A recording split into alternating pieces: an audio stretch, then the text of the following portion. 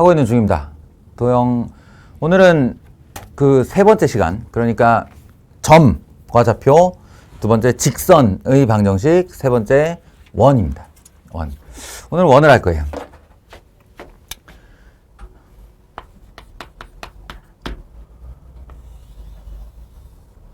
뭐 서두에 이런 얘기 한 적 있죠. 도형은 배우는 순서가 정해져 있는데 그것은 0차원, 1차원, 2차원 도형으로 이렇게 나아가게 된다. 그래서 우리가 이제 0차원 그럼 점을 뜻한다고 그랬고 1차원 그럼 선을 뜻한다고 했는데 그 선의 두 종류, 하나 직선 또 하나 곡선. 그 곡선의 대표 그림인 원을 배우는 겁니다. 원은 또 여러 가지 의미를 담고 있는데요. 원의 원이 속해 있는 어떤 그룹의 이름 중에 하나가 2차 곡선이에요. 2차 곡선. 자기 자신의 방정식에 이제 2차의 식이 들어있는 걸 2차 곡선이라고 하는데 그 2차 곡선의 어떤 그 시작점, 표준 모델이 원이라고 할 수 있죠. 그래서 지금 우리가 원에 대해서 배운다라고 하면 나중에 이 중에서 이과에 간 사람들 중에 기하를 선택해서 듣는 사람들은 이제 원이 다시 등장을 해요. 그 기하에 가서. 왜냐하면 얘는 이 고등학교 1학년 도형의 직선 다음에 배속되어 있기도 하지만 2차 곡선의 출발점에 배속되어 있기도 하기 때문에 이제 나머지 2차 곡선들을 배울 때 너희 원에서 이거 봤지? 그러니까 포물선은 이런 거야, 타원은 이런 거야, 쌍곡선은 이런 거야, 이렇게 진행을 하는 출발점으로 삼게 됩니다. 그와 관련된 내용도 같이 배운다 라는 얘기고요. 원의 내용 중에 뭐가 제일 중요해요 라고 하면 사실은 원은 절반이 정의다. 원은 절반이 정의로 시작한다. 정의로 시작해서 정의로 끝나는 학문이 원이다. 이렇게 말할 수 있어요. 그래서 지금까지 내가 정의를 외워라 라고 강요를 한 적이 없을 거야. 2차 함수의 정의가 뭐야? 직선의 정의가 뭐야? 이런 건 사실은 이런 질문 받아본 적 별로 없을 거예요. 그러나 모든 수학적 용어에는 다 정의가 있고, 궁극적으로는 정의를 아는 것이 중요한데, 원은 반드시 외우라고 강요한다. 반드시. 자, 혹시 원의 정의를 아는 사람? 현준아, 살짝 졸려오는 것 같은데 대답해봐라. 원의 정의가 뭐냐?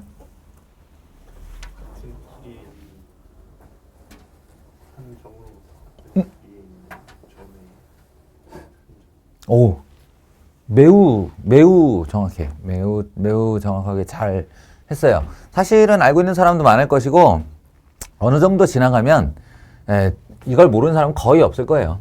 정의는 뭐냐면, 한 정점, 고정된 점이라는 거죠. 으로부터,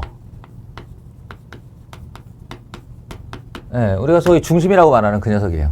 근데, 원래 정의라는 거는 그 사회학적 용어로도 사용되기 때문에 전문 용어를 잘 쓰지 않습니다. 그러니까 그 업계에서 사용하는 용어, 중심과 반지름 이런 말을 쓰지 않는 것이 일반적이에요. 누구라도 이해할 수 있는 단어로 써야 돼, 정의야. 그러니까 한 정점으로부터 같은 거리에 있는 점의 자취. 요 뒷문장은 책마다 다를 텐데 점의 자취라고 부르기도 하고요. 점들의 집합이라고 표현하기도 하고 뭐 또 다른 표현도 있어요. 자, 어쨌든 뭐 똑같은 얘기입니다. 여기서 강조하고 싶은 말이 이제 저 자취라는 건데 지난 시간에 우리 자취 얘기 좀 했죠. 자취라는 건 그냥 너희들 입장에서 생각할 땐 도형하고 같은 말로 생각하면 된다. 자취는 도형의 방정식이고 너희가 배우는 도형이라고는 직선, 원, 포물선 정도밖에 없다 라고 했죠. 어떤 점이 이게 어떤 시간에는 여기 있고 어떤 시간에는 여기 있고 어떤 시간에는 여기 있다라고 하면 그걸 사진을 찍어두면 매 순간에는 점만 보이겠지만 걔가 시간을 연속 셔터로 이렇게 쫙 풀어놓고 걔가 움직여간 궤적을 보면 하나의 도형이 된다라는 거예요. 그런 의미에서의 자취고요. 지난 시간 그 직선 말미에 왜 그 두 직선의 각의 이등분선 하면서 P, Q 라고 동점을 하나 놓고 그 P와 Q가 들어가 있는 등식 하나를 만들어내면 그게 자취의 방정식이다. 이런 얘기를 했죠. 똑같아요. 원은 정의로 시작해서 정의로 끝나는데 그럼 이제 두 번째 얘기할 게 원의 방정식인데요. 원은 뭐고 원의 방정식은 뭐냐? 원은 개념용어죠. 개념용어. 저런 정의를 갖는 한 정점으로부터 거리가 같은 점이 여기도 있고 여기도 있고 여기도 있는데 요 점들을 쭉 움직이는 궤적을 따라서 자취를 구해보면 원이 된다 라고 하는 거야. 그건 개념어고 원의 방정식이라는 것은 이것을 x 그리고 y 축으로 되어 있는 좌표 평면에 기호를 사용하여 방정식 형태로 나타내는 걸 원의 방정식이라고 하죠. 그걸 어떻게 해야 되는데요? 라고 하면 잘 모르겠으면 정의에서 출발하면 됩니다. 정의에서. 한 정점, 그 정점을 중심이라고 부르고요. 전문 용어로 중심이라고 부르고 그것이 A, B라고 해봅시다. A와 B는 어떤 상수로 나오겠죠. 중심 A, B 정해. 자, A, B는 0,0이 될 수도 있고 1,2가 될 수도 있고 마이너스 1,5가 될 수도 있어요. 그리고 이 같은 거리가 이제 전문 용어 반지름이고요. 반지름. 그것을 R이라는 숫자로 쓰겠습니다. 뭐 나중에 차츰 알게 되겠지만 그 뭔가 어떤 대상에 그 도형적 대상에다가 알파벳을 붙일 때 걔네들이 알파벳 단어의 앞자일 가능성이 높아요. 그래서 R은 레이디어스라고 부르는 두 개인가? 레이디어스라고 부르는 반지름이라는 단어에서 등장을 해서 주로 반지름은 R로 씁니다.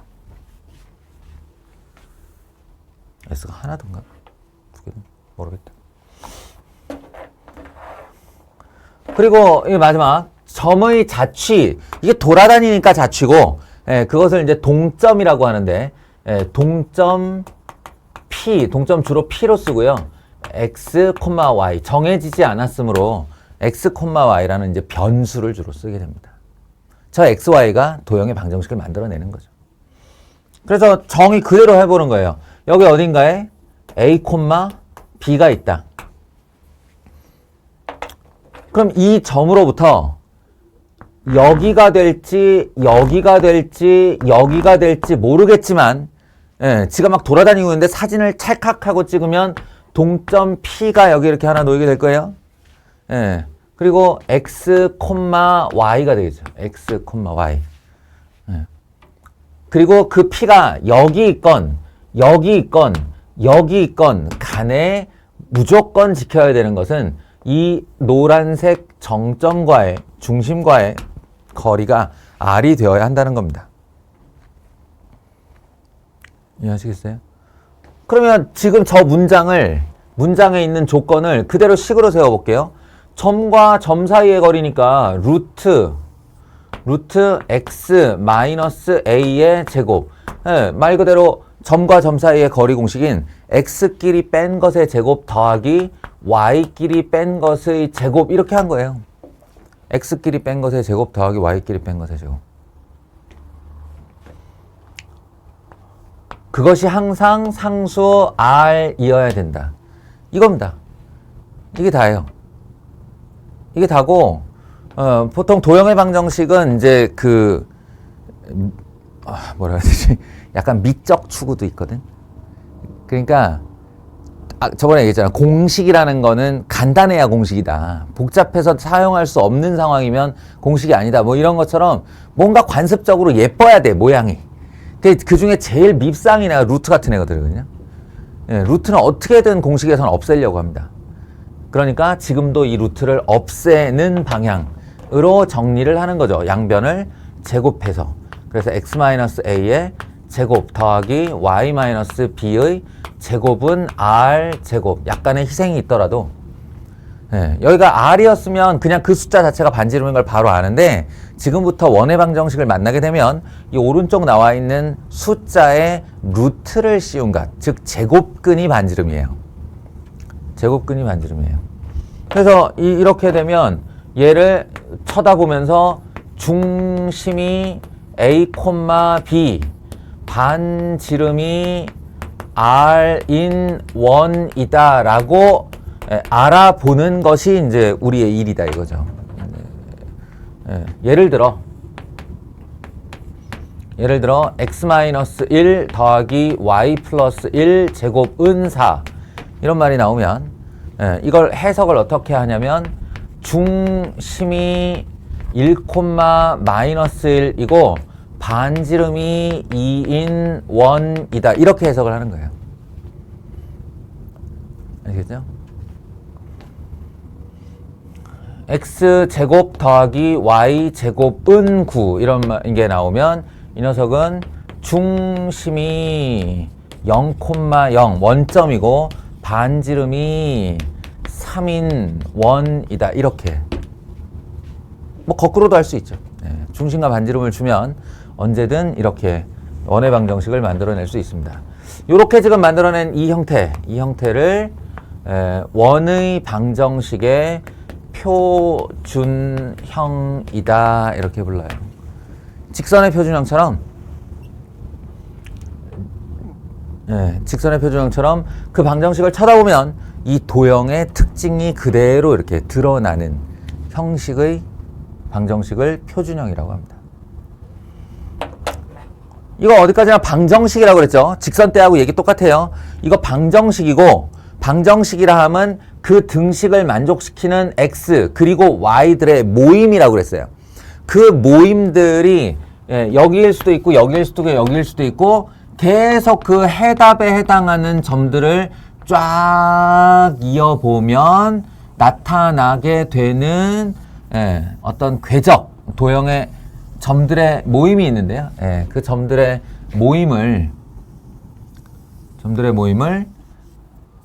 우리가 원이라고 부르는 겁니다. 알겠죠? 사실은 직선도 이런 식의 설명이 가능해요. 내가 그렇게 안 했을 뿐이지. 무슨 말이냐면 직선은 무엇의 자취냐면 여기 정점 하나 지나는 한 점 반드시 있어야 된다고 그랬죠. 그럼 x1, y1이에요. 그리고 얘한테 기울기를 줬다고 쳐봐요. 기울기가 m이어야 된다. 이렇게. 그러면 직선의 특징이 뭐냐면 어느 두 점을 잡아도 기울기가 일정하다인 거잖아. 기울기가 일정하다. 그러니까 얘는 정점인데 얘를 동점 P를 잡아가지고 동점 P를 잡아서 x, y라고 하는 거예요. 이렇게. x, y. 근데 그 x, y는 여기 있을 수도 있고 여기 있을 수도 있고 여기 있을 수도 있고 여기 있을 수도 있어요. 어딘지 모르는 거야. 근데 그 어딘지 모르는 점 x, y가 반드시 만족해야 되는 것은 이 x1, y1과의 기울기를 만들었을 때 항상 요거분의 요거의 사이즈가 m이라는 상수여야 한다라는 거죠. 그래서 x-x1 분의 y-y1은 상수 m이어야 된다. 이게 직선의 방정식이에요. 이걸 예쁘게 만든 게 y-y1은 m 괄호 열고 x-x1이 된 거죠. 아시겠어요? 그러니까 세상의 모든 도형의 방정식은 다 자신의 정의와 성질을 가지고 있고 그 정의와 성질을 만족시키는 동점 P를 잡은 다음에 그 동점을 항상 만족해야 하는 등식을 하나 만들어내면 이게 명색만 점이 되는 거고 사실은 변수의 역할을 하면서 이 답들을 모아놓은 것이 저 도형 위의 점들이다가 되는 겁니다. 그걸 도형의 방정식이라고 하는 거예요. 자, 그래서 일단 표준형의 원의 방정식이 x-a의 제곱 더하기 y-b의 제곱은 r제곱이라 했습니다.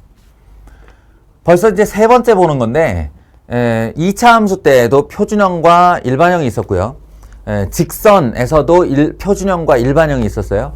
원에도 당연히 표준형과 일반형이 있죠. 그러니까 이 녀석의 일반형은 어떤 거냐? 풀어헤친 거예요, 그냥. 풀어헤친 거. 근데 그 풀어헤칠 때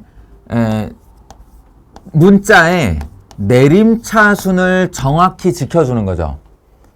나중에 여러 곡선, 여러 가지 2차 곡선을 보고 나면 원과 다른 2차 곡선들이 이렇게 차별점을 갖는 부분이 있겠죠. 거기서 원을 나타내는 시그니처가 뭐냐면 x제곱과 y제곱 앞의 계수가 같은 겁니다. x제곱 앞의 계수도 y제곱 앞의 계수도 여기는 1인데 이거 어차피 오른쪽이 0 될 거라서 뭐 2든 3이든 관계없어요. 근데 x제곱과 y제곱 앞의 계수가 똑같은 걸 원이라고 합니다. 그러니까 이거는 원을 나타내는 어떤 시그니처 포즈 같은 거고, 그럼 다른 원과 이런 원과 저런 원을 구분하는 구분 기준은 어디에 생기는 거냐? 바로 이 1차식, x에 대한 1차식과 y에 대한 1차식과 앞에 위에와 구분하기 위해 요거는 이렇게 대문자로 쓰겠습니다. x에 대한 1차식의 계수, 그리고 y에 대한 1차식의 계수, 그리고 상수항. 여기서 나오는 a제곱과 여기서 나오는 b제곱과 r제곱을 넘겨서 만든 그 숫자가 하나의 상수로 내 눈앞에 보이겠죠? 요거를 원의 방정식의 일반형이라고 부릅니다. 그러니까 요런 장면이 보이면 아, 나 원이구나 라고 알아내야 되고, 그거 말고는 일반형 어디다 쓰지? 별로 좋은 게 없어요. 근데 지난번에 얘기했듯이 공식 같은 거 사용할 때 일반형을 씁니다. 근데 대부분의 경우는 일반형이 등장을 하면 우리는 싫어요. 귀찮아요. 그러니까 직선도 마찬가지. 2x-y 더하기 3은 0보다 이걸 고쳐서 y는 2x 더하기 3이라고 써야 아, 기울기가 이거 y절편이 3이구나. 그래서 이렇게 그려지겠네. 라는 게 더 편하다는 거죠. 마찬가지 2차 함수 때도 y는 x제곱 마이너스 2x 더하기 3보다 y는 x-1의 제곱 더하기 2라고 해줘야 아, 이거 꼭지점이 1, 이거 아래로 볼록인 포물선이구나가 더 잘 그려진단 말이에요. 그러니까 대부분의 경우 표준형에서 우리가 그 도형을 그려내거나 도형의 특징을 파악하는데 훨씬 더 많은 도움을 받죠. 응? 그러면 요런 사례 한번 생각해봐. y는 2x제곱 더하기 4x 더하기 5가 있는데 이거 대칭축이 얼마야? 꼭지점이 얼마야? 꼭지점 좌표는 어떻게 돼? 라고 질문을 했을 때 두 종류의 사람이 있을 거예요. 그러니까 못하는 사람 빼고, 못한다 한다가 아니라 이걸 구할 수 있는 사람들이 두 종류로 갈릴 거라고. 어떤 사람은 2 괄호 열고 x제곱 더하기 2x 더하기 1 더하기 3 이렇게 해서 얘를 표준형으로 바꾼 다음 마이너스 1, 3이 꼭지점. 그럼 대칭축은 x 이퀄 마이너스 1 이렇게 하는 사람이 한 종류. 이런 사람들이 대부분이겠죠. 대부분인데 이거 내가 2차 함수할 때 너희들한테도 강조한 건데 이걸 표준형으로 바꾸는데 시간이 걸리고 한 줄이라도 더 쓰면 실수를 한 번이라도 더 하기 때문에 바로바로 축과 꼭지점을 얻어낼 수 있는 방법이 중요하다. 그런 걸 알고 있는 것도 중요하다라고 했죠. 그래서 바로 요령 마이너스 2a분의 b 이거 제가 몇 번 한 얘기죠. 최고차항의 개수의 2배 하고 나누며 반대부호. 이거 2배 나누며 반대부호. 그러니까 이거 2배 하면 4고 나누면 1이고 반대부호면 마이너스 1이죠. 그래서 대칭축은 마이너스 1이에요 라고 구하고 이렇게 구한 대칭축에 쭈르륵 따라가면 꼭지점이 대칭축 선상에 이렇게 놓여 있는 점이기 때문에 요 마이너스 1을 이 x자리에 다시 집어넣어요. 그 상수값을 계산하는 거야. y값을. 마이너스 1, 마이너스 1 집어넣으면 7 빼기 4, 3이 되니까 꼭지점은 마이너스 1, 3이에요. 이렇게 대답하는 요령이 있단 말이에요. 이게 훈련을 통해서 익숙해진 사람들이 있어요. 그렇듯이 원도 마찬가지인데 원의 방정식이 x제곱 더하기 y제곱 이건 당연히 등장해야 된다고 그랬고 더하기 4x 더하기 6y 마이너스 6y 더하기 13 이퀄 0는 원이 아니네. 이런. 더하기 9는 0. 자, 이렇게 했다고 칩시다. 이렇게 나오잖아요. 그러면 이 원이 어떤 원이야? 라고 질문을 하면 이 원이 어떤 원이야? 중심 얼마야? 반지름 얼마야? 라고 하면 대답하는 종류가 이제 두 가지가 있다는 거죠. 방법이. x제곱 더하기 4x 그리고 완전제곱식. 필요한 숫자를 여기다 적는 거예요. 더하기 4. 이렇게. 144. 더하기 y제곱 마이너스 6y 더하기 다시 완전제곱식을 위해 필요한 숫자 9. 이렇게. 그런 다음에 는 하고요. 는 하고 실제 있는 숫자와 지금 이 두 개의 숫자를 살펴보면 원래식과 변함이 없는 항등식이어야 하기 때문에 여기에 4를 추가해야 된다는 사실을 알죠. 그런 다음에 x 플러스 2의 제곱 더하기 y 마이너스 3의 제곱은 4니까 마이너스 2, 3 중심 반지름 2짜리 원이요 라고 대답하는 거예요. 깔끔하죠? 굉장히 깔끔하고 명확해요. 근데 오래 걸려요. 사실 원의 방정식 주어져 있는 상태에서 중심과 반지름 꺼내는 건 뭐랄까 그냥 문제 풀기 전에 이렇게 연필 잡는 수준의 행동이잖아요. 문제를 풀으려면 연필을 쥐어야지 원의 방정식을 풀려면 중심과 반지름이 있어야지는 거의 동의어예요. 그 정도로 당연한 내용인데 그 중심과 반지름 구하려고 이런 수순을 밟게 되면 시간이 너무 많이 걸린다는 거죠. 그래서 이걸 좀 줄이는 요령을 익힐 필요가 있고 필요가 있는 정도가 아니라 초반에 이렇게 연습을 많이 해서 남들보다 정확하고 빠르게 구할 수 있어야 한다라는 겁니다. 이거는 내가 니네들 보고 2차 함수의 꼭지점을 구하는 요령을 반드시 익혀라 이런 얘기 안 했을 거야. 그거 천천히 해도 돼요. 축만 있으면 별로 어려운 얘기가 아니고 언젠가는 축 가지고 풀게 돼 그거. 근데 원은 하지 맙시다. 원은 제발 초반부터 이런 거 나오면 초반부터 완전 제곱식 이건 그만합시다 이제. 그럼 어떻게 하냐? 이거 잘 익히세요. 이것도 공식으로 쓰면 안 돼요. 행동 요령으로 익혀야지.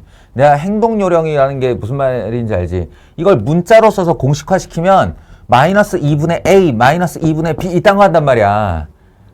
근데 그게 아니고 그냥 여기 있는 이렇게 그 수어의 배치를 보면서 어떠한 행위를 하는 거예요. 내분점 공식처럼. 어떠한 행위. 자, 뭐냐? 1차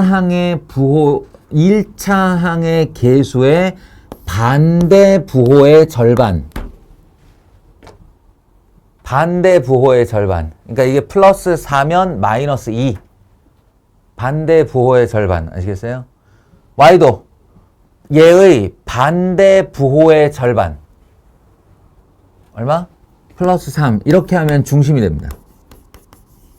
일단 쉽죠? 플러스면 마이너스로, 마이너스면 플러스로. 반대 부호의 절반이 중심이에요. 때로는 일반형 주어지고 그냥 중심 필요 없고 반지름만 바로 원할 때도 있거든. 근데 애석하게도 중심이 있어야만 반지름이 구해집니다. 그러니까 중심은 꼭 구해야 되는 애예요. 그 다음에 진우야 돌아와. 반지름은 R이고요. R은 반드시 루트로 시작합니다. 여기까지는 합의 볼 수 있겠죠?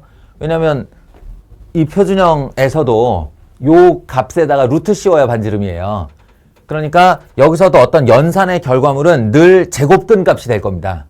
그러니 일단 루트로 시작하고 그 다음에 쭉 보셔가지고요. 이 일반형에 들어있는 최종 상수. 그러니까 여기저기 흩어져 있어도 모아서 최종적인 상수를 등호 오른편으로 넘겼다고 상상하고 쓰세요. 알겠어요? 이 일반형의 상수를 등호의 오른쪽으로 넘겼다고 생각하고 루트 안에 쓰세요. 현준아. 당첨? 그 다음 중심의 제곱, 중심의 제곱, 중심의 제곱, 중심의 제곱. 이렇게요. 그러면 얘랑 지워지면서 루트 4. 정답은 2입니다. 좀 전에 답과 같을 거예요. 마이너스 2,3 중심 반지름 2짜리 원이에요.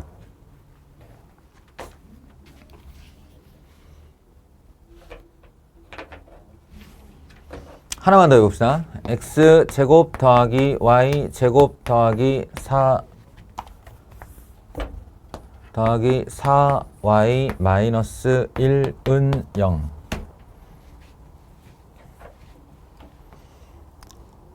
자, 연습한 바에 의하면 중심은 얼마? 중심은 x의 1차항의 개수의 반대 부호의 절반. 얼마예요? 0이죠. 없잖아. 0x지 뭐. 0. 반대 부호의 절반. 마이너스 2예요. 이게 중심이 0, 마이너스입니다. 그리고 반지름은 루트 씌우고 있는 상수를 등호 오른편으로 넘겼다고 생각하고 쓰시고 중심의 제곱 더하기 4. 그래서 반지름은 루트 5 되겠습니다. 0, 마이너스 2 중심 반지름 루트 5짜리 원이에요. 네. 마음 같아서는 한 4개, 5개 계속 시켜보고 싶은데 이것도 촬영 중이고 하니까 개인적으로 연습합시다. 앞으로 일반형이 나오면 표준형으로 바꾸는 과정 없이 바로 중심과 반지름만 뽑아내는 걸로 하겠습니다. 자, 원의 방정식이라는 첫 번째 뜻과 정의 파트가 끝이 났습니다.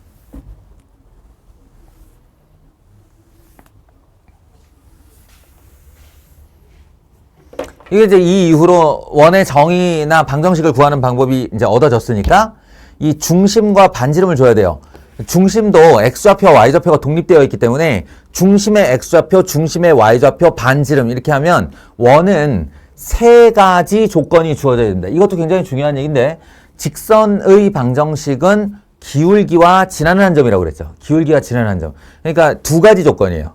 직선은 2조건이면 하나의 직선을 결정할 수 있어요.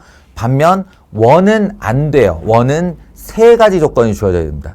그 3가지 조건이 원을 지나는 3점이던 아니면 중심의 x좌표, y좌표, 반지름을 하나씩 주건 아니면 이 중에 하나나 2개를 빼고 다른 조건으로 대체해 넣건 반드시 3개의 조건이 주어져야 원을 결정할 수 있습니다.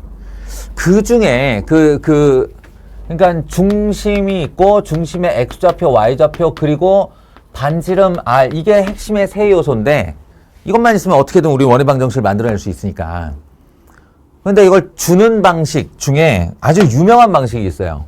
그건 뭐냐면 축과 접하는 원 이런 식입니다.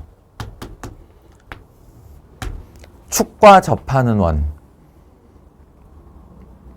그러니까 접한다라는 사실은 중심을 주지도 않고 반지름을 주지도 않아요. 그런데 분명히 저 3가지 요소를 이게 다 모른다 그러면 미지수가 3개가 되는 건데 이 미지수를 줄이는 역할을 해요. 줄이는 역할을. 그러니까 어떤 식으로 줄이는 역할이냐면 예를 들어 x축과 접하는 원이라고 하면 얘가 x축에 요렇게 자신의 한 점을 스치듯 갖다 대며 지나가는 원이 되고요. 원이 되고 예를 들어 이 녀석의 중심을 내가 A, 라고 하면 이게 X축이기 때문에 이 자체가 X축이기 때문에 요때의 X 좌표가 A가 되겠죠. 그건 내가 어찌할 수 없는 거예요. 저 A가 얼마로 변하든 간에 X축에는 접할 수 있는 거니까. 그런데 문제는 이 Y좌표인데 이 중심의 Y좌표가 생각해보면 Y축이 이쯤에 이렇게 있을 때 여기로부터 떠 있는 좌표, 이걸 Y좌표라고 그러는 거잖아요. X축으로부터 얼마나 이 점이 떠 있는가가 자신의 Y좌표잖아. 근데 얼마나 떠 있냐면 정확히 지 반지름만큼 떠 있어요. X축에 접하면. 그러니까 이 녀석의 Y좌표가 R이라는 거죠. 중심의 Y좌표가 R이 되고 그리고 반지름도 R이 되는 겁니다. 따라서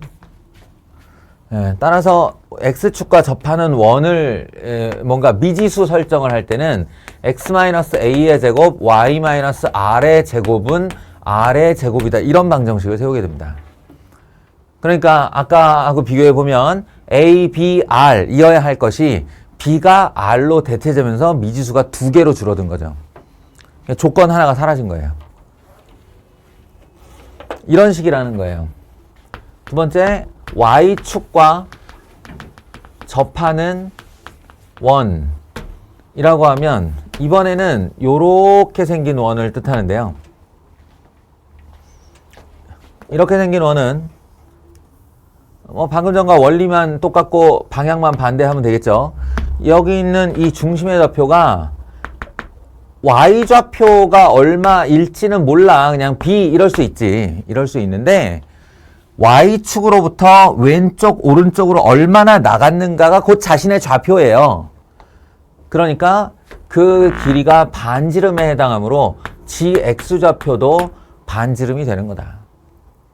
그래서 이 녀석을 미지수로 방정식을 세운다면 X-R의 제곱, Y-B의 제곱은 R의 제곱이 된다. 이렇게 되는 거죠.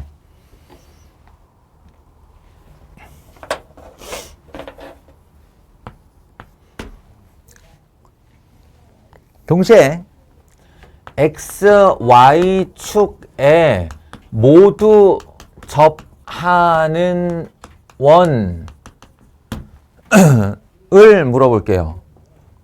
진우야, 그렇다면 저거 두 개로 미루어 추정컨대 X, Y축에 모두 동시에 접하는 원은 어떻게 설정하게 될까?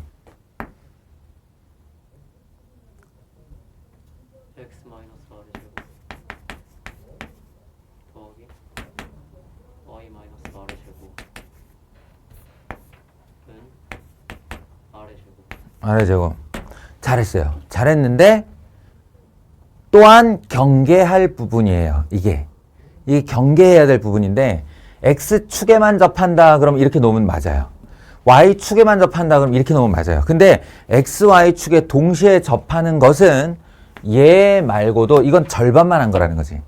반드시 하나를 더 해야 되는데 그게 뭐냐면 여기에 부호를 이걸 마이너스로 했으면 여기를 플러스로, 아니면 여기를 플러스로 했으면 여기를 마이너스로 하는 서로 엇갈린 부호의 중심을 한 번이라도 써줘야 됩니다. 한 번이라도.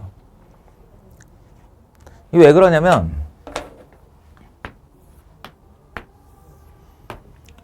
얘가 이렇게 접할 수가 있고요. 이렇게 접할 수가 있고 이렇게 접할 수도 있고 이렇게 접할 수도 있거든요. 그 중에 요 라인을 보시면 1, 3, 4분면이죠. 1, 3, 4분면에 중심을 둔 녀석을 보면 이 반지름이 R, R이에요. 이쪽 반지름 R, 저쪽 반지름 R.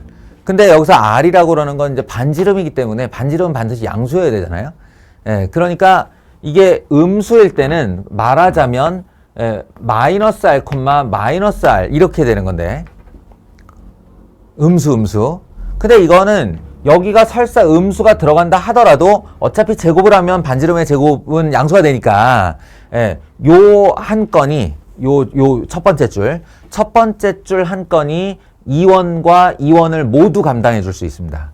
즉 중심의 부호가 서로 같을 때, 한마디로 y는 x 선상에 중심을 두고 있을 때를 이 설정 하나가 감당해 줄 수 있어.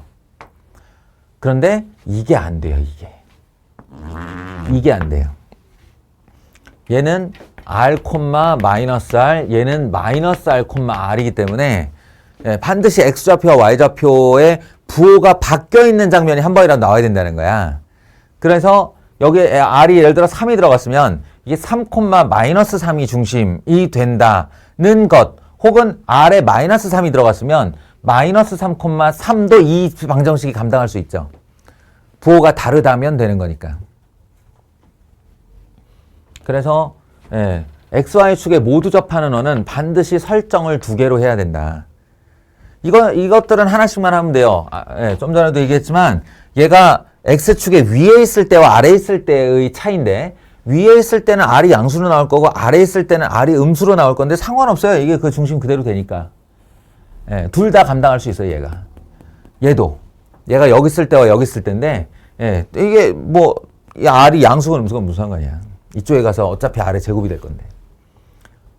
그러니까 요 한식이 이쪽에 있는 2개를 감당할 수 있다. 그러나 XY축에 모두 접한다고 하면 134분면과 244분면을 구분해서 2개의 설정 중에 어느 쪽이 맞는지를 꼭 봐야 된다. 아시겠죠? 주의할 점이에요.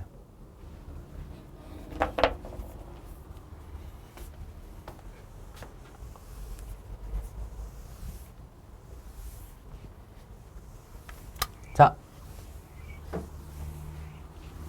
난 이렇게 한 다음에 무슨 얘기를 하게 될까? 는 너희가 직선의 방정식이라는 단원이 어떻게 구성되어 있었나를 머릿속에 지금 꿰을 수 있다면 대충 제가 다음에 할 얘기가 예상이 됩니다. 왜냐하면 전 지금 직선의 방정식을 구하기와 똑같이 원의 방정식을 구하기를 하고 있는 중이고요. 그럼 직선의 방정식을 구하기 다음에 어떤 내용이 진행됐었나? 를 떠올리면 얘도 같은 얘기가 진행이 되겠지.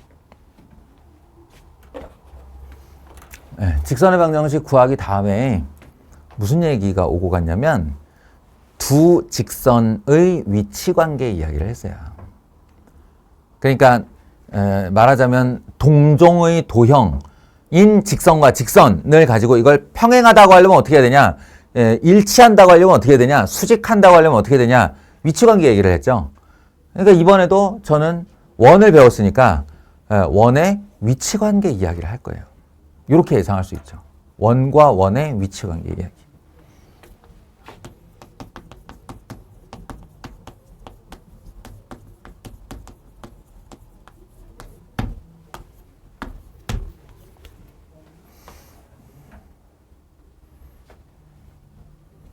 원하고 서로 어떤 관계를 맺을 수 있나 상상을 좀 해보시면 돼요.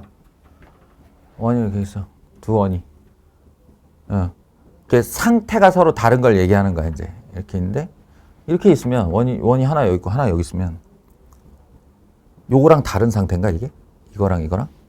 아니겠지? 그러니까 이거는 안 만난다 정도 될 거예요. 안 만난다. 예. 그리고 이제 점점 붙이면, 머릿속에 상상력을 발휘해봐. 그러면 이렇게 안 만난다와 달라지는 어떤 순간이 올 거 아니야. 그 순간이 뭐냐면, 가다가 닿는 거죠. 요거를 외접한다라고 합니다. 한 점에서 만나는 거죠. 한 점에서. 외접한다. 그리고 그게 이제 이렇게 들어가면, 요런 식의 모양이 만들어지면서 두 점에서 만난다가 되겠죠. 두 점에서 만난다.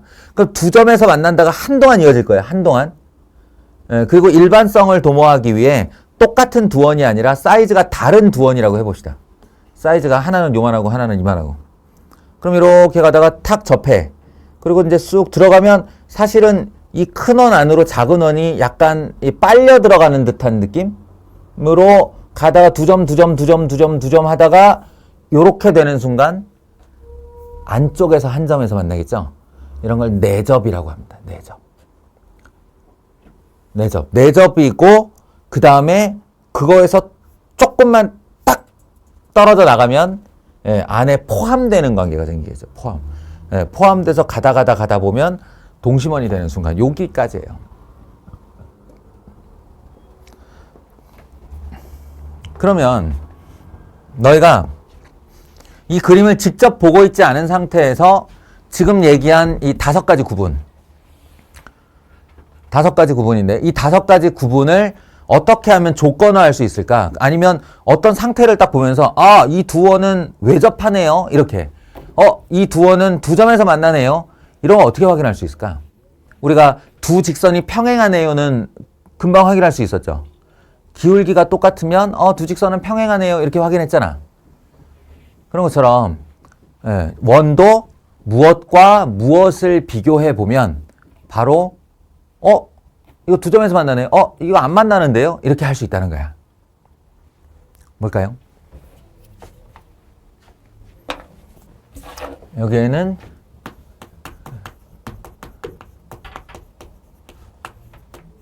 자, 기억하세요. 원의 중심과 중심 사이의 거리, 이걸 중심거리라고 합니다. 한마디로 중심 두 개를 이어 만든 선분이죠. 중심거리라고 할게요. 중심거리 D와 R1 더하기 R2, R1 마이너스 R2 이걸 기억하세요. 중심거리 D와 R1 플러스 R2는 당연히 두 반지름의 합일 테고 R1 마이너스 R2는 두 반지름의 차이일 겁니다. 바로 요 두 녀석을 비교함으로써 두 원의 위치 관계를 알아내는 거예요. 순차적으로 가지 말고 바로 두 개의 경계값 이야기를 좀 해봅시다. 경계값. 그러니까 뭐냐면 원과 원이 외접한다. 외접한다. 원과 원이 내접한다.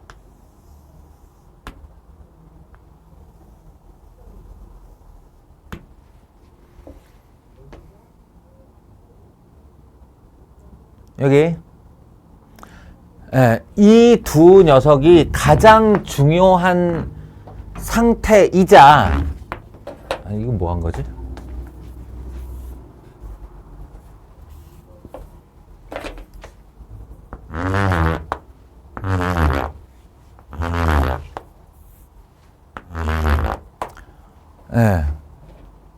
가장 중요한 상태이자 원과 원이 가질 수 있는 위치 관계의 세 가지의 대표적인 상태, 대부분의 상태라고 그래요. 대부분의 상태. 대부분의 원과 원은 이 상태이거나 이 상태이거나 이 상태예요. 근데 이 두 녀석을 경계로 일어나는 세 가지 상태라는 거지.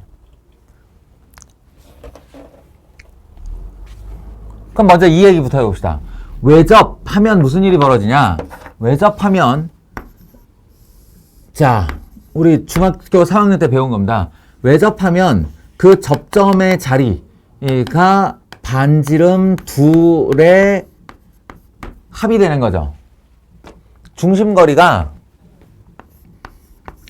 반지름 둘의 합과 같은 상태가 되는 겁니다. 나는 그냥 이 원의 중심과 이 원의 중심을 잇는 선분의 길이를 구했을 뿐인데 그 길이가 두 반지름의 합과 같으면 외접하네 이렇게 말할 수 있다는 거예요. 반대로 여기서 보시면 이것도 중학교 때 배우는 건데 원하고 원이 내접하게 되면 내가 한 큰 원의 중심에서 내접점으로 이은 선분이 작은 원의 중심을 관통하게 되죠. 그러면 요 중심거리 D가 뭘로 만들어지냐? 큰 원의 반지름에서 작은 원의 반지름을 뺀 값으로 만들어집니다. 외접의 정의 때문에 D가 R1 마이너스 R2랑 같게 되는 거죠.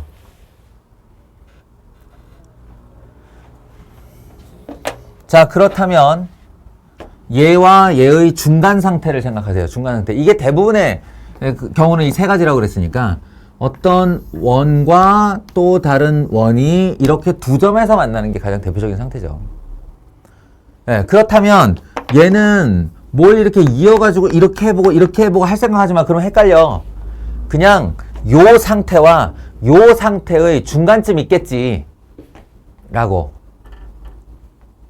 두 원이 교점 두 개를 갖는 상태는 이 상태와 이 상태의 중간쯤일 것이다. 그럼 생각해봐. 이건 D는 두 반지름의 차와 같아. 이건 D가 두 반지름의 합과 같아. 둘 중에 어느 쪽이 큰 수야? R1 R2가 큰 수야? R1 R2가 큰 수야? 이게 크죠? 왜냐면 반지름은 양수니까. 양수 둘을 더한 게 뺀 거보다 크겠지. 그러니까 이 중간 상태는 뭐냐면 R1 R2 작은 숫자보다는 크고 R1 R2 큰 숫자보다는 작아요의 상태라는 거예요. 납득이 돼요? 이걸 갑자기 생각해내기는 어려워. 그러니까 이 두 경계 상태를 생각하라는 거야. 그러면 이거 바깥쪽도 납득이 되죠? 두 원이 만나지 않는다라는 건데 두 원이 만나지 않으면 어떤 일이 벌어져요? 이 숫자보다도 D가 더 커지는 거죠. 중심거리가 훨씬 길어지면서 R1과 R2를 더해도 D에 안 된다 이런 거예요. 마찬가지로 마지막 상태는 이 안으로 이렇게 쏙 들어오는 건데 이것도 D와 R 상태를 만들어내기는 어려워. 그러니까 잘 납득이 안 된다고 이 얘기가. 그런데 이쪽 경계를 생각하면 R1 R2라는 어떤 조그마한 숫자가 중심거리와 같다라고 한다면 그거보다 더 짧은 상태가 된다는 거지. 중심거리가 더 짧아졌을 테니까. 알겠어요? 그래서 원과 원 사이의 위치관계라 함은 외접과 내접을 경계로 한 세 가지를 추가하여 총 5가지 상태가 있다. 라는 겁니다.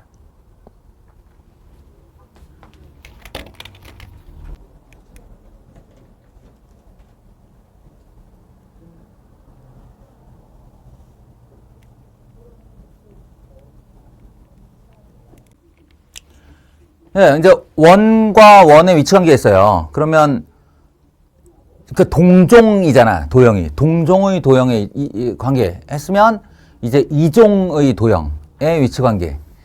근데 동종, 이종 그러면 뭐가 되게 종류가 많을 것 같은데 배운 도형이 직선밖에 없어, 요 앞에. 그러니까 이제 직선과 원의 위치관계의 이야기. 근데 우리 이거 포물선 2차 함수를 당장에 요 바로 직전에 지나왔잖아요. 그럼 2차 함수도 하나의 2차 곡선이고 얘도 2차 곡선 중에 하나입니다. 이 포물선이라고 하는 도형과 직선이 갖는 위치 관계가 이렇게 세 가지가 있었다고 배웠어요. 두 점에서 만난다, 한 점에서 만난다, 그리고 만나지 않는다. 그리고 한 점에서 만난다의 또 다른 이름은 접한다 였어요. 그리고 얘를 구분해내는 방법은 두 함수를 연립한 후, 연립하면 연립 방정식이 나오죠. 그거는 얘가 2차, 얘가 1차니까 합치면 2차 방정식이 될 거예요. 그 2차 방정식의 판별식이 0보다 크면 두 점에서 만나는 거였고, 판별식이 0이면 한 점에서 중근을 갖는 거였고, 판별식이 0보다 작으면 근이 없다. 그래서 만나지 않는다. 라고 했어요. 연립하는 행위 자체가 교점의 x좌표를 구하려는 행동이니까.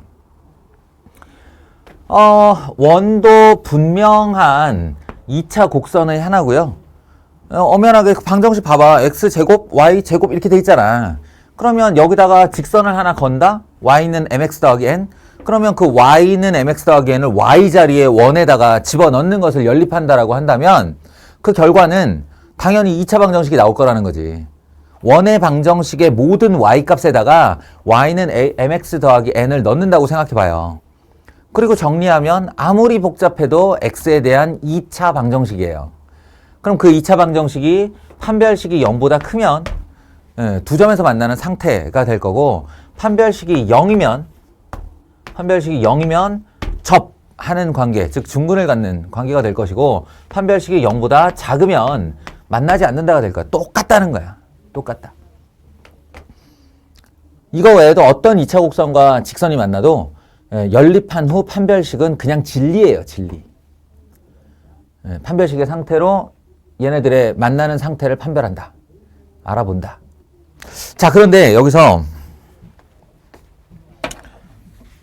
문제점이 하나 있는데, 일단 원해방정식이 굉장히 길고 2차와 1차가 섞여 있으며, 만약에 이 직선이나 원에 미지수가 한 개라도 존재하면 그걸 넣고 펼치는 행동에서 미지수가 제곱돼 가지고 이렇게 뻥튀기가 됩니다.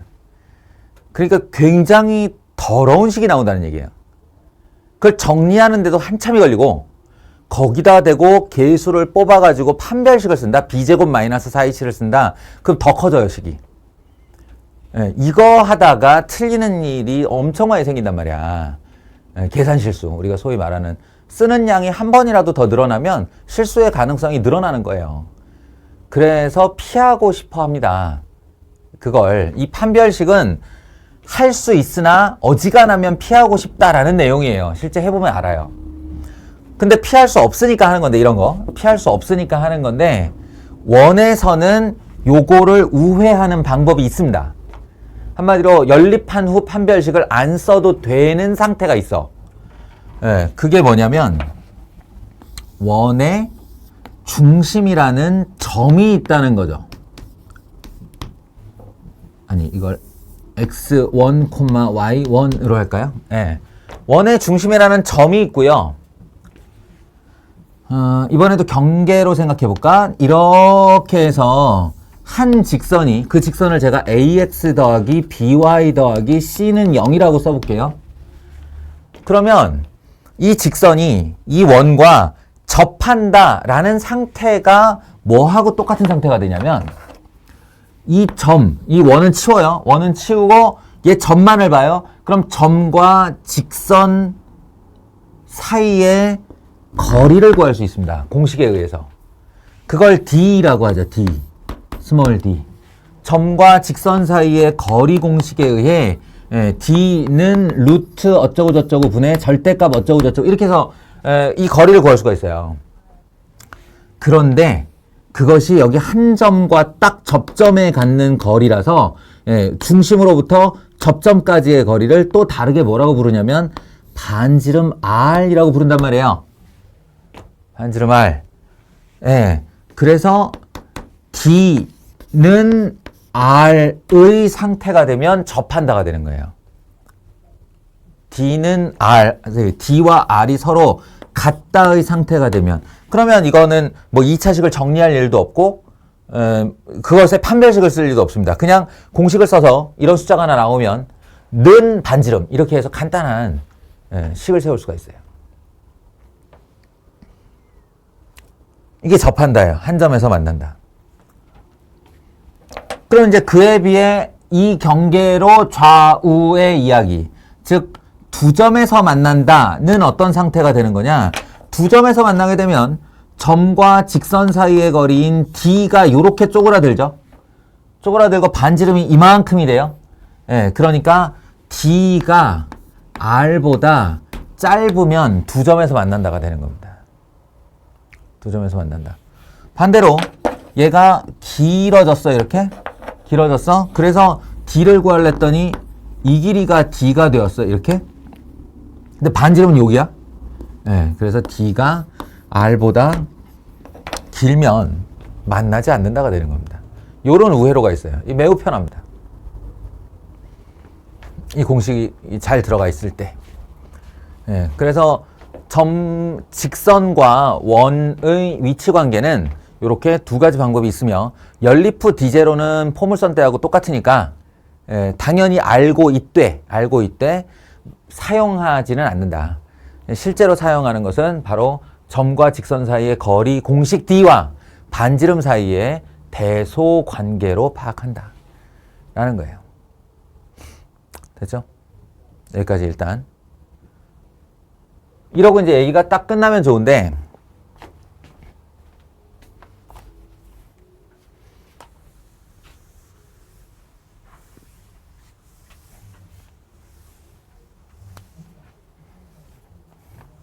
진짜 문제거리.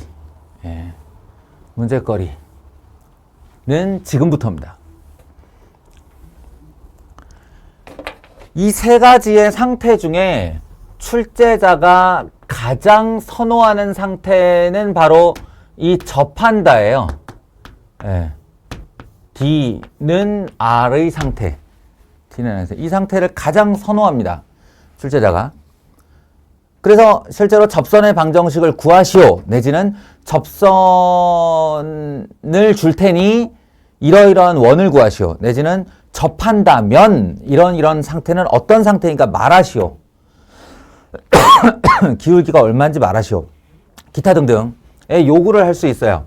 이런 문제의 밭에 해당하는 개념을 원과 접선 파트라고 하고요.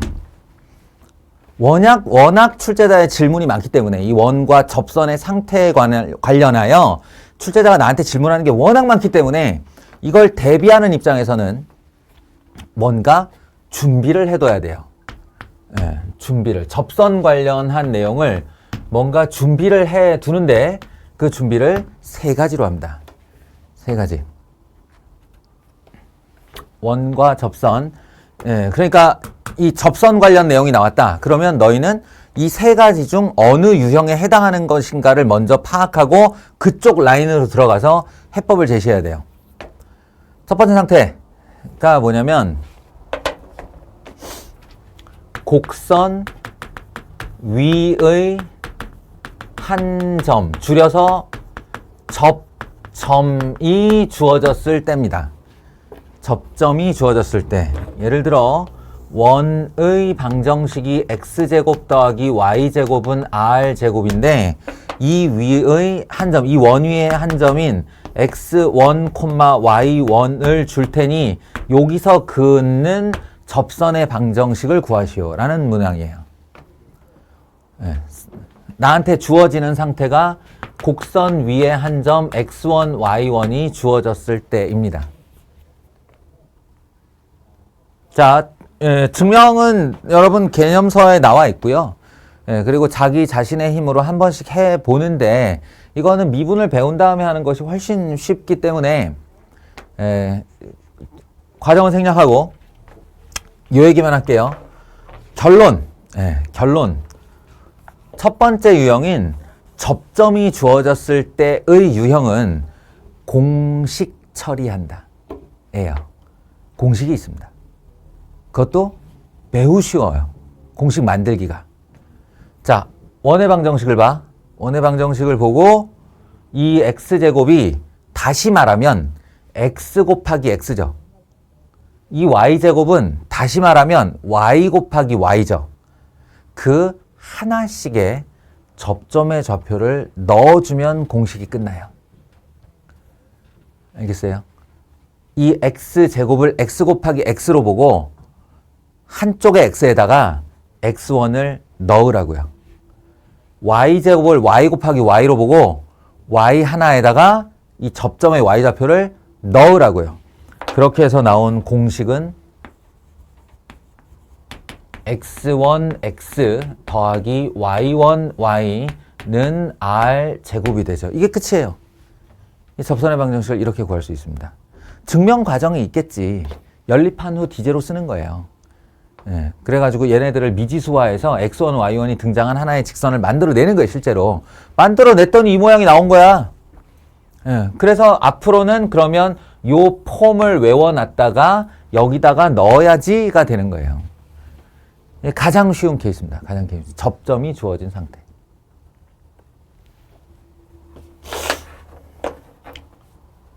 자, 그럼 저걸 제외하고 나머지 두 가지 유형은 뭐냐면요. 이건 같이 말할게요. 자, 우진아. 직선이라는 애가, 접선도 직선이잖아. 그럼 직선이라는 애는 자신의 구성 요소에 핵심적인 두 가지가 있다고 그래서. 뭐지?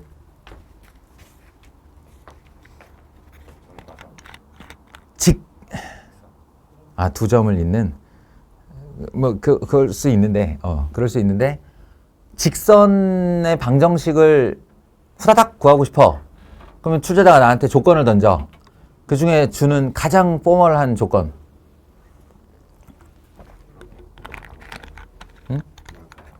뭘까요? 여러 번 얘기했는데 핵심을 놓치고 있네. 효원아 볼까? 그래요. 이거예요. 기울기와 지나는 한 점. 기울기와 지나는 한 점. 직선의 핵심 요소 두 가지. 그러니까 원의 핵심 요소 세 가지가 뭐야? 그러면 중심의 x좌표, 중심의 y좌표, 반지름이에요. 이견이 없죠. 이럴 수밖에 없죠. 중심과 반지름이야. 원은 다 버리고 방정식이 뭐고 다 버리고 중심 반지름 있으면 언제든지 원은 재생시킬 수 있어. 그렇듯이 기울기와 지나는 한 점이면 언제든지 직선을 다시 만들 수 있어요. 이렇게 캐비넷 안에다가 이렇게 사람은 너무 잔인하다. 하여튼 그런 거 있잖아. 이렇게 캡슐 같은 거 이렇게 넣고 나에다가 빵 하면 침 나오고 막 그러는 것처럼, 요 캡슐 안에다가 기울기와 지나는 한 점을 들고 다니면 언제든 직선이 다시 나와.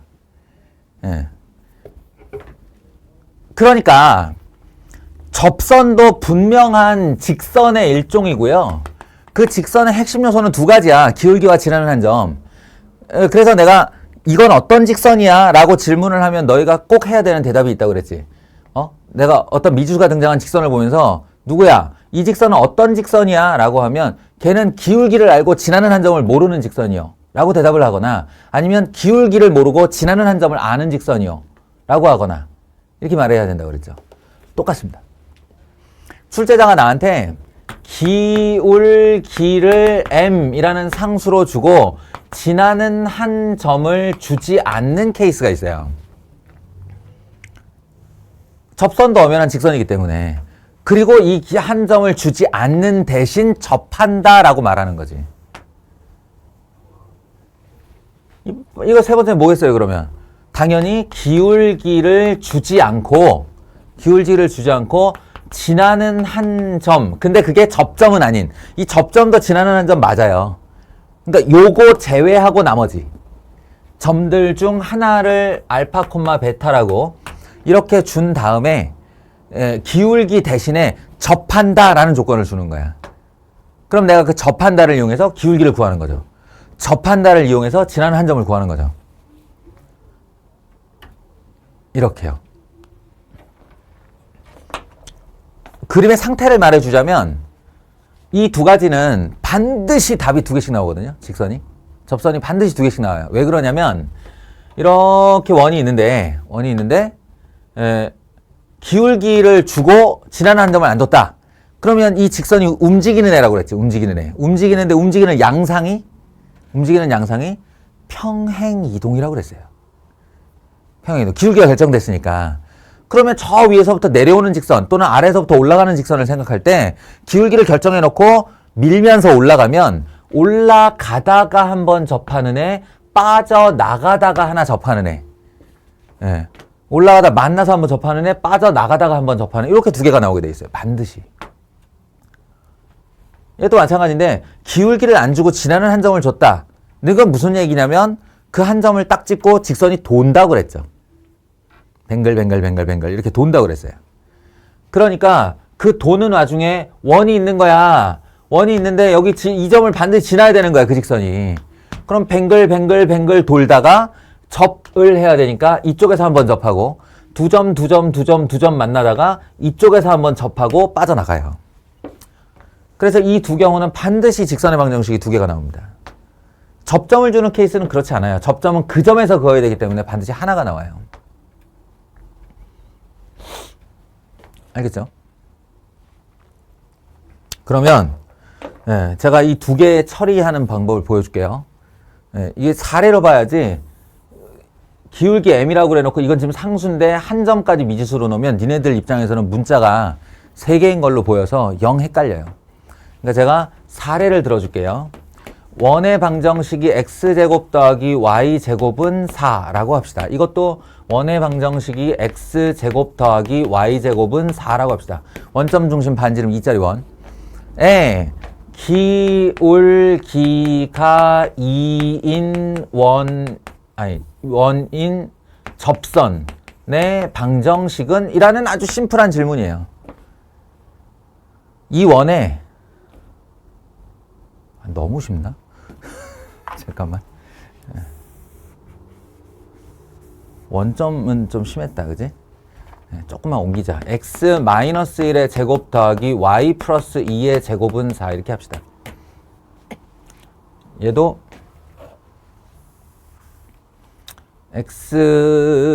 얘는 플러스 1의 제곱 더하기 y 마이너스 2의 제곱은 5 뭐 이런 식으로 합시다.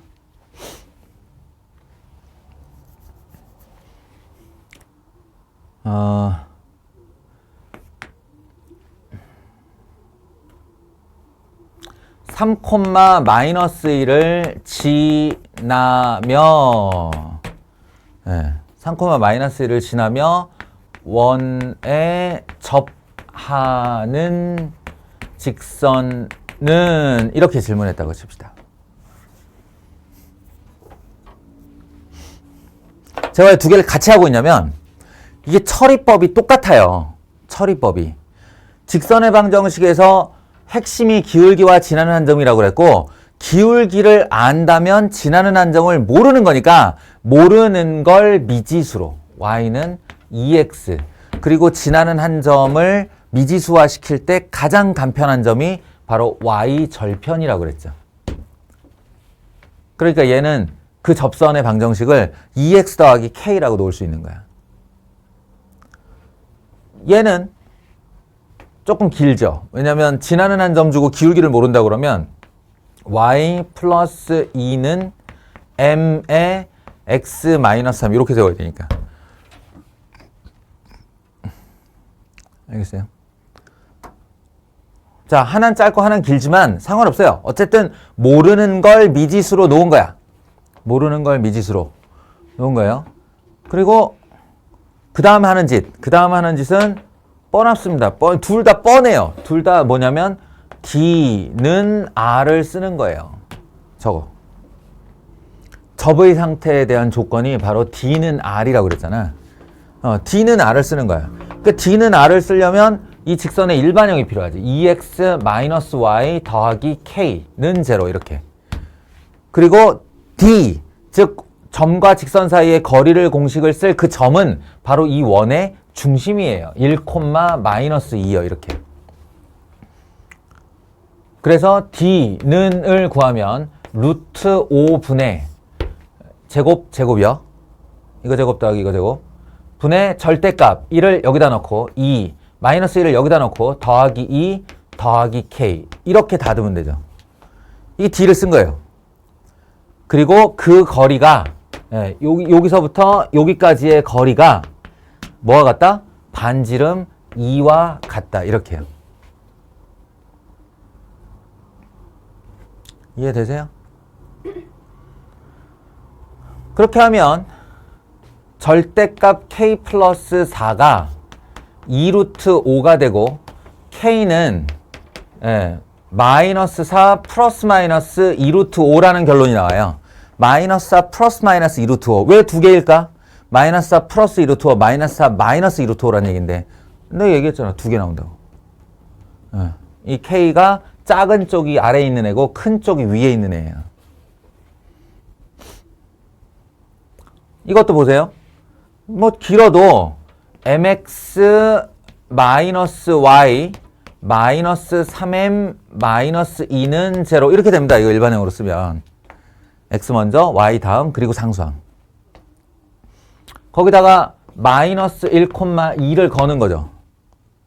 그러면 루트 m제곱 더하기 1분의 절대값 마이너스 1 여기다 넣으면 마이너스 m 마이너스 4m 플러스 마이너스 2를 여기다 넣으면 마이너스 2 마이너스 2 마이너스 4 이렇게 되네요. 마이너스 3 4이라 게다가 이거에다 루트 5 이렇게요. 는 루트 5 반지름 D는 R 쓴 거예요. 예. 그 이 루트 m제곱 플러스 1을 이쪽으로 올린 다음에 양변을 제곱하면 이쪽 절대값 사라지면서 m에 대한 2차식 이쪽도 루트 사라지면서 m에 대한 2차식 그럼 넘겨서 정리하면 m에 대한 2차 방정식 m에 대한 2차 방정식이니까 m값이 두 개 나오겠죠? 그 두 개 m값이 하나는 이거 하나는 이거란 얘기예요. 기울기가 그 m을 여기다가 집어넣으면 되죠. 하나씩 집어넣으면 두 직선의 방정식이 나오는 거예요.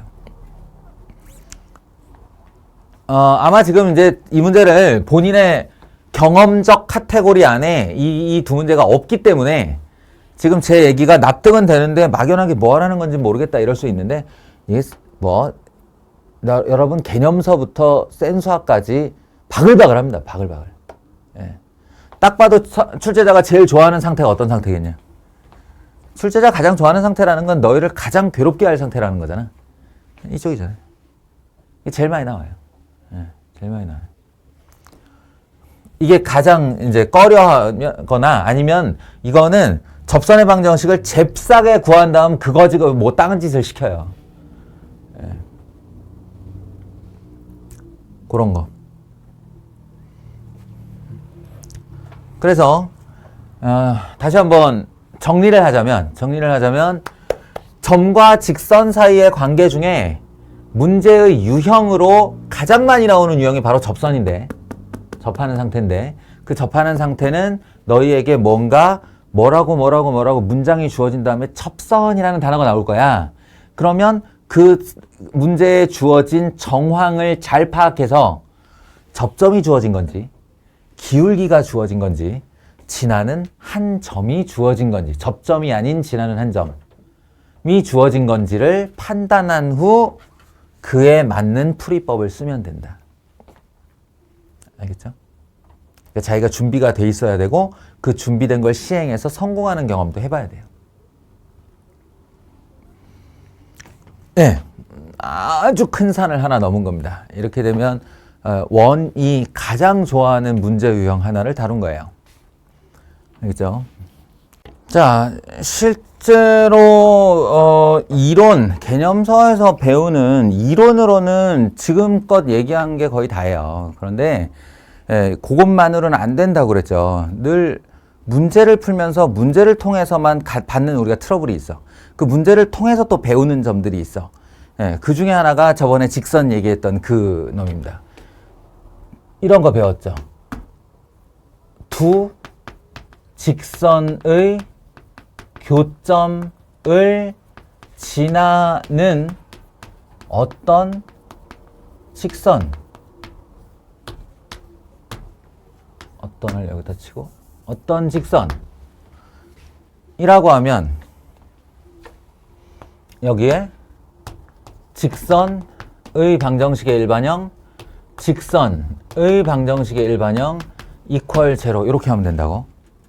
네, 이게 아주 길게 설명했죠. 그래서 좌표 평면 위에 이렇게와 이렇게 직선 두 개가 나한테 주어져 있고 이 두 개의 직선의 교점을 직접 구하지 않고도 여기를 반드시 지나며 뱅글 이렇게 돌게 되는 직선을 요딴 식으로 표현할 수 있다 라고 했어요. 이게 두 원의 교점을 지나는 어떤 원에도 그대로 먹힙니다. 이 방식이. 그래서 여기다가 원의 방정식의 일반형을 그리고 K를 걸고 여기다가 또 하나의 원의 방정식의 일반형을 걸고 이렇게 0을 만들면 상태가 이렇게 원이 하나 이렇게 원이 하나 주어졌다고 치자. 절대적으로 서로 만난다는 전제를 깔고 여기와 여기에 교점이 생겼죠. 근데 아까도 얘기했지만 원이 하나가 고정이 되려면 조건이 3개 필요해요. 그러니까 점을 준다고 그래도 3개의 점을 주어야 그 원이 딱 결정이 되지 2점을 주고는 그 2점 지나는 원을 그려봐 라고 하면 그때는 작은 원부터 무지막지하게 큰 원까지 무한개의 원이 존재하게 됩니다. 이 두 점을 지나는 방식을 달리해서 무수히 많은 원을 그려낼 수 있어요. 가장 작은 원은 이 두 녀석을 지름으로 하는 원 정도 되겠지. 이렇게. 자기장 같지 않냐? 지구자기장의 모습으로 이렇게 수도 없이 많은 원이 될 수 있어. 이 직선이 수도 없이 많은 직선이 될 수 있듯이. 직선을 결정하려면 두 개의 조건이 필요한데 거기다가 교점을 지나라 한 점을 딱 한 점만 줬으니 이 직선이 돌 수밖에 결정이 안 되고. 그래서 여기다가 추가 조건을 하나 얹으면 그 중에 하나 이렇게 결정되는 거잖아요. 얘도 같아요. 그래서 이 수없이 많은 원들을 나타내는 그 변화가 바로 K입니다. K. 여기서는 이 K가 얘를 돌리는 데 사용됐고 이 K는 중심부터 반지름까지 다 변화시켜요. 다 변화시키는 그런 K가 되는 거죠. 굳이 모양으로 나타내면 x제곱 더하기 y제곱 더하기 ax 더하기 by 더하기 c 일반형으로 쓴다 그랬죠. K x제곱 더하기 y제곱 더하기 a 프라임 x 더하기 b 프라임 y 더하기 c 프라임 은영 요런 식이 됩니다. 얘가. 그러면 이제 이 k가 얼마냐에 따라 예를 들어서 k의 2가 됐다. 2가 되었다. 라고 하면 x제곱 더하기 2x제곱, y제곱 더하기 2y제곱, 합계 3x제곱, 3y제곱인데 오른쪽이 0이라서 상관없어요. 오른쪽이 0이니까 3으로 나눠버리면 x제곱 더하기 y제곱으로 시작하는 원이 된다고요. 이해되겠어요? 여기다 숫자 넣고 두 개를 합쳐서 정리하면 결국 우리는 x제곱 더하기 y제곱으로 시작하는 무슨 x와 무슨 y와 어떤 상수를 갖는 이런 원을 얻어내게 되는 거야. 근데 이 원이 이 원과 이 원의 교점을 반드시 지난다고, 저 두 점을. 그럼 이쯤에서 질문 없냐? 아니야. 접할 때 막 그랬잖아요. 근데 전제가 두 점에서 만나는 걸 전제로 한다고. 그 전제는 지킨다는 하에 이렇게 원을 세울 수 있는데 이때 의문이 될 수 있는 한 가지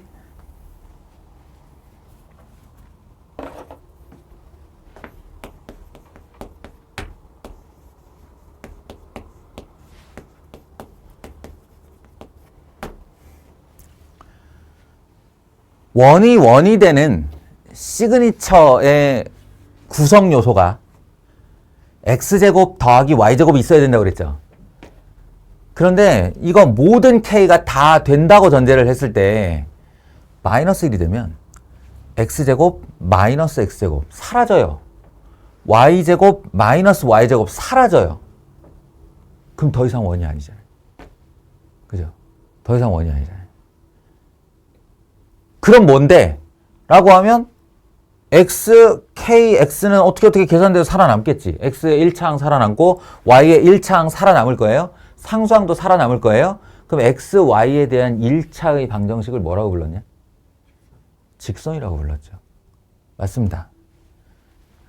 이거 직선의 방정식이 돼요.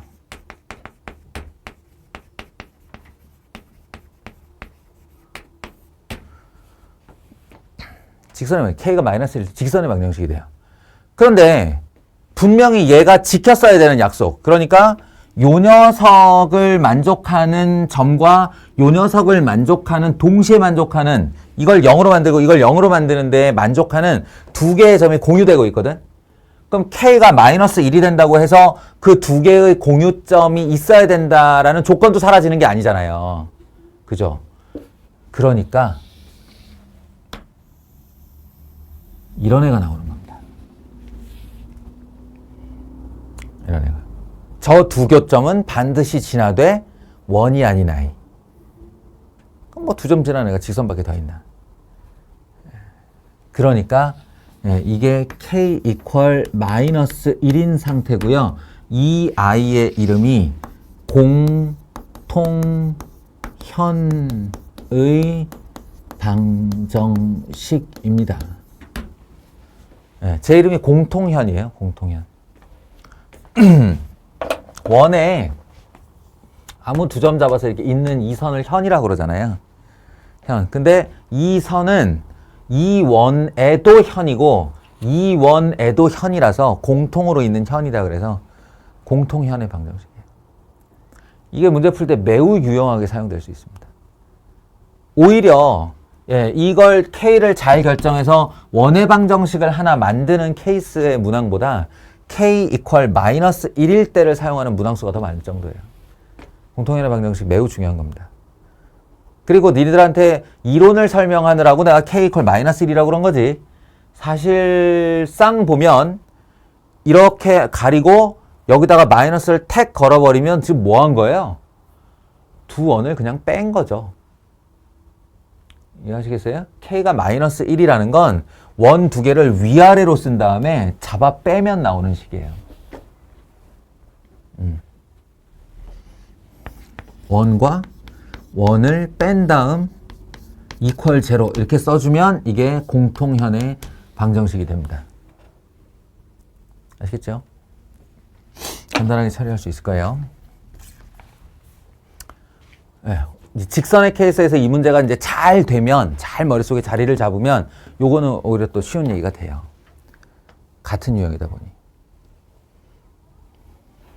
아시겠죠?